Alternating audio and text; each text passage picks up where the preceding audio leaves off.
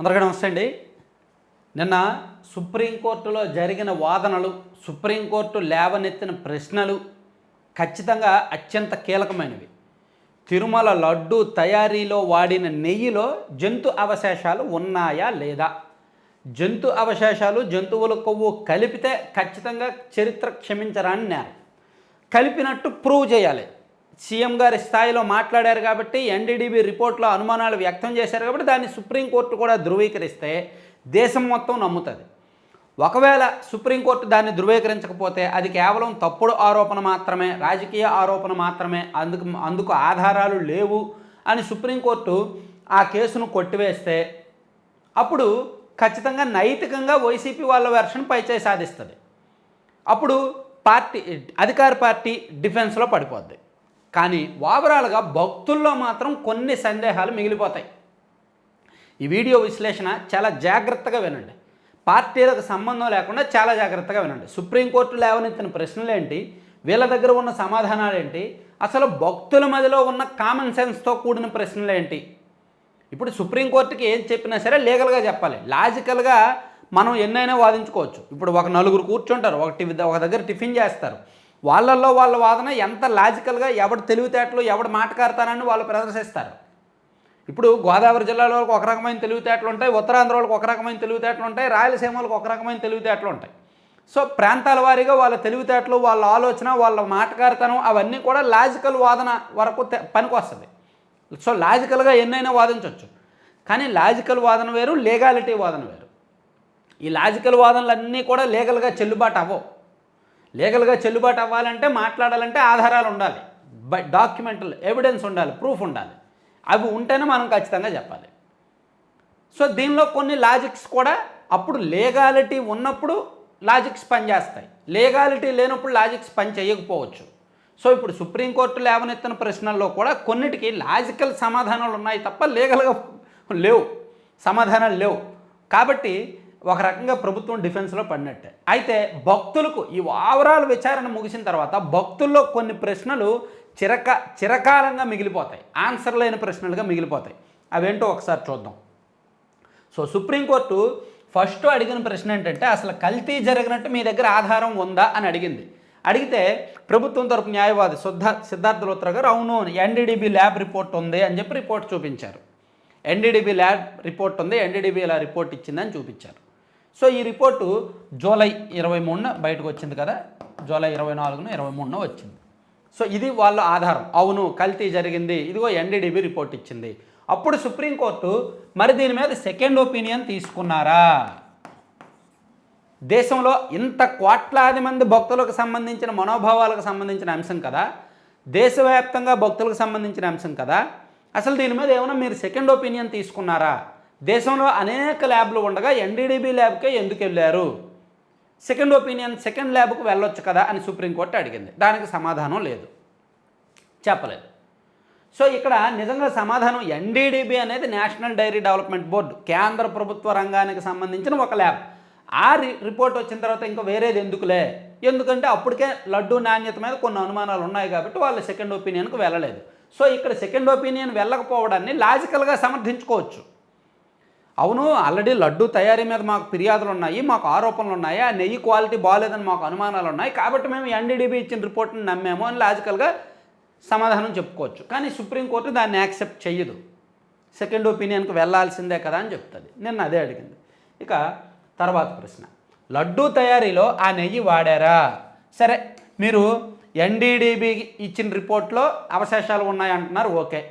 So ఆ నెయ్యి ఏదైతే మీరు ల్యాబ్కు పంపించారో, ఏదైతే ఆ రిపోర్ట్ వచ్చిందో ఆ నెయ్యి లడ్డూ తయారీలో వాడారా లేదా అని సుప్రీంకోర్టు అడిగింది. అడిగితే ప్రభుత్వం తరపు న్యాయవాది ఏం చెప్పారంటే, ఆ నెయ్యి సరఫరాదారు గతంలో కూడా సరఫరా చేశారు కాబట్టి మాకు అనుమానాలు ఉన్నాయి, లడ్డూలో కూడా వాడినట్టు అనుమానాలు ఉన్నాయని ధృవీకరించలేదు, అనుమానాలు ఉన్నాయని చెప్పారు. అంటే ఏమండి, లడ్డూలో వాడేశారు, లడ్డూలు తినేశారు, అయిపోయినాయి, అవి వాడారా లేదా అంటే ఎలా చెప్తారు? వీళ్ళు లడ్డు టెస్ట్కి పంపించాల. తర్వాత అడిగిన సుప్రీంకోర్టు తర్వాత అడిగిన ప్రశ్న అదే, ఇదిగో లడ్డూలో కల్తీ జరిగిందని నిర్ధారించారా? అసలు మీరు నెయ్యి టెస్టింగ్కి ఇచ్చారు, ఓకే, మరి లడ్డూ ఇచ్చారా? ఆ నెయ్యితో తయారైన లడ్డూ కూడా టెస్టింగ్కి ఇవ్వాలి కదా అని సుప్రీంకోర్టు అడిగింది. అడిగితే లడ్డు నాణ్యత క్వాలిటీగా లేదని మాకు ఫిర్యాదులు వచ్చాయి, కాబట్టి మేము నెయ్యి టెస్టింగ్కి ఇచ్చాము అని సిద్ధార్థ లోత్రా గారు చెప్పారు. నిజంగా సుప్రీంకోర్టు లేవనెత్తిన ప్రశ్న కరెక్టే, లడ్డూనే ల్యాబ్కి ఇవ్వాల్సిందే. లడ్డూనే టెస్ట్ చేపిస్తే నెయ్యితో సహా జీడిపప్పు, కిస్మిస్, అలాగే అందులో వాడిన శనగపిండి, అలాగే దానిలో వాడిన ఇతరత్ర ఏముంటాయి అవన్నీ కూడా క్వాలిటీ బయటకు వచ్చేది నిజంగా లడ్డు మొత్తం ఇస్తే. కానీ వీళ్ళు లడ్డు ఇవ్వాల, లడ్డూలో వాడిన నెయ్యి మీద అనుమానాలు ఉన్నాయి కాబట్టి నెయ్యి మాత్రమే ఇచ్చారు. ఇప్పుడు ఆ లడ్డూలు లేవు, అవి ఎప్పుడు జూన్ జూలైలో తయారు చేసినవి, ఇప్పుడు ఉండవుగా, ఇప్పుడు టెస్ట్ కూడా ఇవ్వలేరు. సో నిజంగా అంటే సుప్రీంకోర్టుకి ఇన్ని డౌట్లు వస్తాయి, ఇంత డెప్త్గా చేయాలనేది అప్పుడు టీటీడీ అధికారులు కానీ ప్రభుత్వం కానీ గమనించాల. నెయ్యి టెస్ట్కి ఇచ్చారు ఎన్డీడీబీకి, ఎన్డీడీబీ రిపోర్ట్ ఇచ్చింది, కన్ఫర్మ్ చేసుకున్నారు. నెయ్యి టెస్ట్కి ఇచ్చినప్పుడు సరే సుప్రీంకోర్టులో భవిష్యత్తులో ఈ ఇష్యూ సుప్రీంకోర్టుకి వెళ్తుంది, సుప్రీంకోర్టు సెకండ్ ల్యాబ్ రిపోర్ట్ అడుగుద్దని తెలిస్తే ముందే ఇచ్చేవాళ్ళేమో. అలాగే లడ్డు కూడా క్వాలిటీకి ఇద్దాము, లడ్డు కూడా టెస్ట్ చేపిద్దాము అనే ఆ డౌట్ కూడా వాళ్ళకి రాలా టీటీడీ వాళ్ళకి. నిజంగా లడ్డు కూడా ఇచ్చుంటే అప్పుడు నెయ్యితో పాటు జీడిపప్పు, కిస్మిస్, శనగపిండి అన్నింటిలో కూడా నాణ్యత తెలిసేది. ఎందుకంటే లడ్డు నాణ్యంగా లేదనేది వాస్తవం. అసలు మీరు లడ్డు కల్తీ జరిగిందని నిర్ధారించారని సుప్రీంకోర్టు అడిగితే లడ్డు క్వాలిటీ లేదని భక్తులు ఫిర్యాదు చేస్తున్నారు అని చెప్పారు. తర్వాత కల్తీ నెయ్యి వాడలేదని టీటీడీ ఈవో చెప్పారు కదా అని చెప్పి అంటే లేదు మేము వాడినట్టు భావిస్తున్నాం, ఆ కల్తీ నెయ్యి వాడినందువల్లే లడ్డూలు క్వాలిటీ బాగోలేదని మేము భావిస్తున్నామని చెప్పి ప్రభుత్వం తరపున న్యాయవాది చెప్పారు. తర్వాత తిరస్కరించిన నెయ్యిలో మీరు చెప్పిన అవశేషాలు ఉన్నాయా, ఇది ప్రశ్న. ఇప్పుడు ఒక 4 ట్యాంకర్లు వచ్చాయి, ఆ 4 ట్యాంకర్లని తిప్పి పంపించారు, నెయ్యి ట్యాంకర్లు. సో దానిలో మీరు చెప్పిన అవశేషాలు ఉన్నాయా లేవా, నిజంగా పంది కొవ్వు, జంతు కొవ్వు దానిలో ఉందా లేదా అని అడిగారు. అడిగితే ప్రభుత్వం తరపున న్యాయవాదులు సమాధానం లేదు. సో అవి ఎందుకు తిరస్కరించారు అనేది టీటీడీకి తెలియాలి. టీటీడీ ఇప్పుడు కొన్ని నెయ్యి ట్యాంకర్లు తిరస్కరించారు, ఒక 4 తిరస్కరించారు, ఒక 4 వాడారు. ఆ వాడిన 4 వల్లే ఇవన్నీ బయటకు వచ్చాయి. సో 4 వాడినప్పుడు ఇవన్నీ బయటకు వచ్చినప్పుడు తిరస్కరించిన వాటిల్లో ఇంకా ఎక్కువ ఉండుంటాయి కదా. సో అది నిన్న సమాధానం అయితే కోర్టుకు చెప్పాల. సో తిరస్కరించిన దానికి టీటీడీ బదులు ఇవ్వాలి. అయితే ఇది కూడా ఇక్కడ లాజికల్గా లీగాలిటీకి సంబంధించిన ప్రశ్న.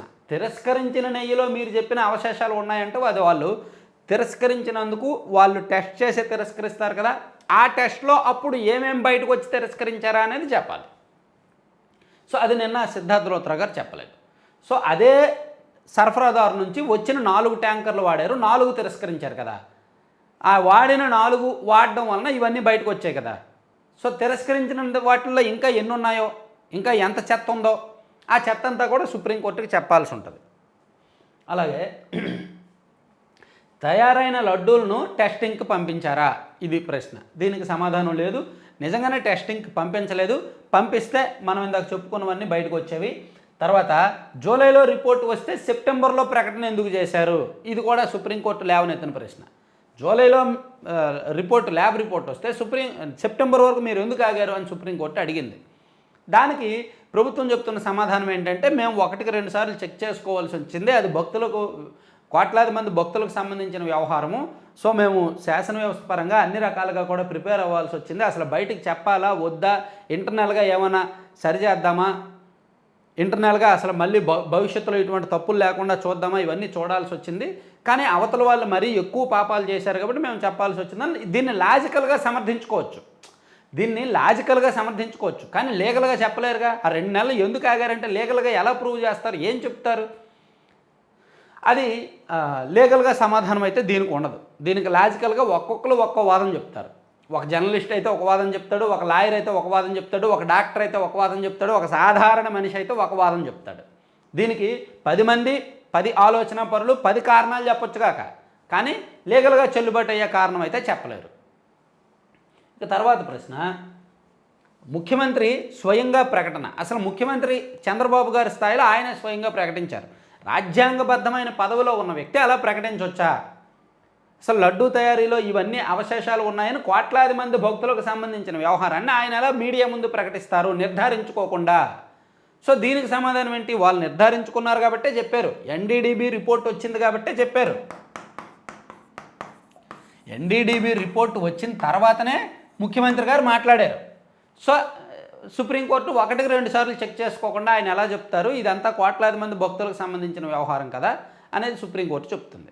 అలాగే ఆయన ప్రకటించడం వల్ల సిట్ దర్యాప్తు ప్రభావితం అవుతుంది కదా అని సుప్రీంకోర్టు అంది. యాక్చువల్లీ ఆయన ప్రకటించిన తర్వాతే, రాజకీయ వివాదం చెలరేగిన తర్వాతనే సిట్ దర్యాప్తుకు ఆదేశించారు. ముందే సిట్ దర్యాప్తు జరుగుతున్నప్పుడు ఆయన ప్రకటించలా, ఆయన ప్రకటించిన తర్వాతే సిట్ దర్యాప్తు వేశారు. అలాగే ఇప్పుడు సిట్ దర్యాప్తు మీద ప్రభావం ఉంటుంది కదా ఇంత పొలిటికల్ ఇష్యూ అయ్యాక, కాబట్టి కేంద్ర ప్రభుత్వ స్థాయిలో ఏమైనా స్వతంత్రంగా విచారణ జరిపే ఏమైనా ఇద్దామా అని కేంద్రానికి నోటీస్ ఇచ్చి సుప్రీంకోర్టు వాదనలు ముగించింది. సుప్రీంకోర్టులో వాయిదా వేశారు అక్టోబర్ 3వ తేదీకి. సో ఇక్కడ ఓవరాల్గా సుప్రీంకోర్టు లేవనెత్తిన ప్రశ్నలకు సుప్రీంకోర్టు ఒక 10 ప్రశ్నలు లేవనెత్తితే ఒక 3 ప్రశ్నలకు లీగల్గా వీళ్ళు సమాధానం చెప్పగలరు. మిగిలిన 7 ప్రశ్నలకు కూడా లాజికల్ సమాధానాలు ఉంటాయి తప్ప లీగల్ సమాధానాలు ఉండవు. ఈ లాజికల్ సమాధానాలు కోర్టు యాక్సెప్ట్ చెయ్యదు అనేది మనం గుర్తుంచుకోవాలి. కాబట్టి ఈ కేసులో పర్టికులర్గా ఈ వాదనల్లో, ఈ విచారణలో ప్రభుత్వానికి షాక్ తప్పకపోవచ్చు. అయితే ఈ మొత్తం వ్యవహారాన్ని కాసేపు పక్కన పెడితే సాధారణమైన భక్తుల్లో, నాలాంటి భక్తుల్లో కానీ, మీలాంటి భక్తుల్లో కానీ, వీడియో చూస్తున్న అందరిలో కానీ, తెలుగు ప్రజల్లో కొన్ని డౌట్లు ఉండిపోతాయి. నిజంగా 2019 నుంచి 2024 వరకు లడ్డు నాణ్యత బాగులేని మాట వాస్తవం. లడ్డు నాణ్యత బాగులేదు అనేది వాస్తవమే కదా. లడ్డు నాణ్యత దెబ్బతిన్నది అనేది వాస్తవం. అలాగే నెయ్యి టెండరు మార్చారు అనేది మాట వాస్తవం. అంటే నెయ్యి టెండర్ సరఫరాదారుని మార్చారు అనేది వాస్తవం కదా. అప్పుడు వరకు ఉన్న నందిని నెయ్యిని కాదని వేరే వాళ్ళకి కాంట్రాక్ట్ ఇచ్చారు అనేది వాస్తవం. అలాగే దీంతోపాటు నెయ్యి అంతకుముందు మనం తిరుమల లడ్డు కొంటే ఒక వారం రోజుల పాటు నెయ్యి ఫ్లేవర్ ఘుమఘుమలు వచ్చేది. కానీ 2019 నుంచి 24 మధ్య ఆ లడ్డూల నెయ్యి ఘుమఘుమలు, నెయ్యి సువాసన రాలేదు అనేది కూడా వాస్తవం. సో ఇవి కోర్టు విచారణలో ఇవేవి మనకు ఈ ప్రశ్నలకు సమాధానం రాదు, తెలియదు. ఈ ప్రశ్నలకు సమాధానం తెలియదు కాబట్టే ఈ ప్రశ్నల్లో వైసీపీది తప్పు ఉందని అందరూ నమ్మారు. లడ్డూ విషయంలో టీడీపీ ప్రభుత్వం తెర మీదకి తీసుకొచ్చిన వాదన అందరూ నమ్మారు. సో ఇప్పుడు సుప్రీంకోర్టులో విచారణ పూర్తయిన తర్వాత కూడా ఈ ప్రశ్నలకు సమాధానం దొరకదు. లడ్డూ ఎందుకు నాణ్యంగా లేదు 2019 నుంచి 24 వరకు? లడ్డూలో ఎందుకు నెయ్యి క్వాలిటీ, నెయ్యి గుమగుమలు లేవు 2019 నుంచి 24 వరకు? అసలు లడ్డూలో నందిని నెయ్యి కాంట్రాక్ట్ని, టెండర్ని ఎందుకు మార్చారు 2019 నుంచి 24 వరకు అనే దానికి సమాధానాలు దొరకవు. ఇవన్నీ కూడా లాజికల్గా వెతకాల్సిన, ఇవి భక్తులను వేధిస్తున్న ప్రశ్నలు. ఇవి సుప్రీంకోర్టుకి, ప్రభుత్వాలకి, పెద్దలకి, వాళ్ళందరికీ ఏదైనా కావచ్చు కాక సాధారణ భక్తుల్లో ఉన్న ప్రశ్నలకు మాత్రం సమాధానాలు దొరకవు. ఈ కోర్టు విచారణ, కోర్టు తీర్పు ఎలా ఉన్నా సరే ఈ చిన్న చిన్న ప్రశ్నలే భక్తులను వేధిస్తాయి. అసలు క్వాలిటీ ఎందుకు తగ్గింది, అసలు టెండర్లు ఎందుకు మార్చాలి, ఇవన్నీ కూడా ఇంపార్టెంట్ అన్నమాట. Thank you.